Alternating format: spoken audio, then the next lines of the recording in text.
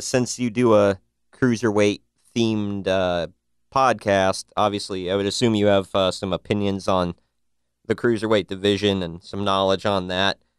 Wow, what have what have you been thinking about the? I guess you can call it a resurgence since they got Drake Maverick. Oh, I've been enjoying this tournament so much. I think the Cruiserweight Classic is what kind of launched this division, and it's slowly with, Enzo Amore and like little things like that. It kind of just kept drifting off of what initially got everyone excited. And now Right. with Drake Maverick with this tournament and the matches they've been having in this tournament, it's bringing it back. It's bringing the excitement back. I've heard that Triple H is more hands-on than Vince Yep. is with the program now. Which, if that is the case, I think that's a good move. It definitely looks like that and appears like that. So, whatever they're doing, whatever changes they made in the back, it's definitely showing the last few weeks. Buddy Murphy, Roderick Strong coming up from NXT, I think are great moves because those are two kind of styles that you don't really have in the division. Like a hard hitting guy like Roderick Strong, kind of a lot of good strikes, and then Buddy Murphy kind of can be a really good like base and kind of a guy there to make the power moves look good, but also there to you know um, take the Hurricane Ranas and the flying head scissors. Right. And before that, they got Hideo Itami called up. I heard Johnny Gargano. They're looking for him to come up and join the division. So, and I would assume Tommaso Ciampa as well. Whenever they decide to call him up, and he's healthy.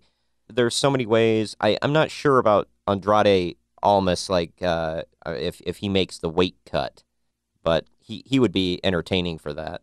Oh yeah, I think definitely Johnny Gargano coming up is a big rumor I've heard, and I think that's a no-brainer, especially if you have him come up, get the big win, and then have just like in NXT, have Tommaso Ciampa hit him with the crutch, and just bring that ready-made over storyline right into this company that needs a storyline beyond the title.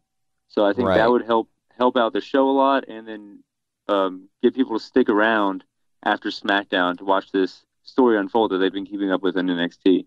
Yeah, because I know the problem has been, after SmackDown ends, people paid for these tickets and everything, but two-thirds of the audience usually dips out after SmackDown's done and over with.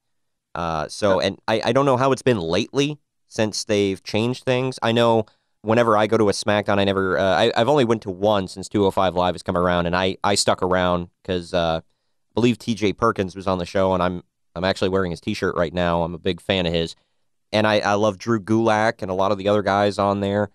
And Greg and I are definitely going to stick around when we go to SmackDown in New Orleans as well. But that's, in all honesty, that's the only 205 Live show I've ever seen is there in person. I've never tuned into it on the network. I've never, because what I've seen of it, I haven't been impressed.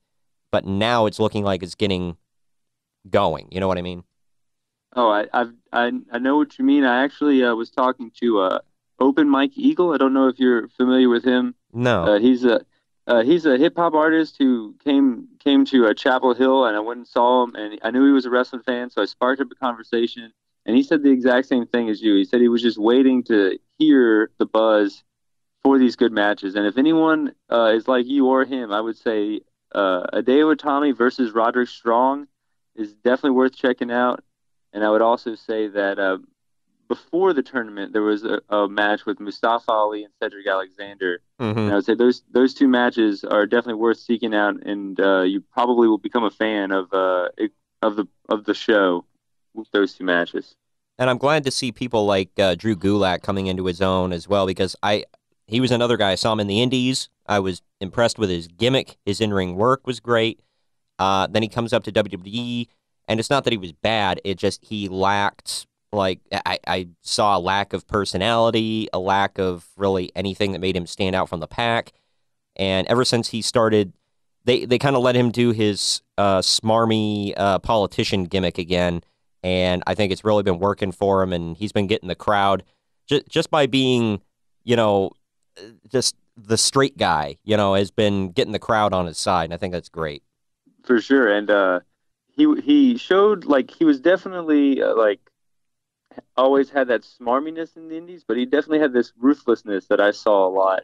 Right. And I feel like much like the cruiserweight division drifting off, I think he drifted off from that. But last week he wrestled a great match and he showed a lot of fire, showed a lot of ferociousness. And I think that's the direction they're going in. Even if you're a heel, you're going to be taken seriously. No one's going to be looked at as a goof, which I think is a big plus. Yeah, that's definitely good. I've been wanting the cruiserweights to be elevated from day one. It looks like they're finally getting that. And oddly enough, well, because of other things in the back, but oddly enough, it starts out with the injection of or formerly Rockstar Spud, now Drake Maverick. For sure. Yeah, he's a great talker. I think he's a good worker too. So I'm looking forward to seeing that storyline where he gets in the ring and maybe has to eat his words a little bit.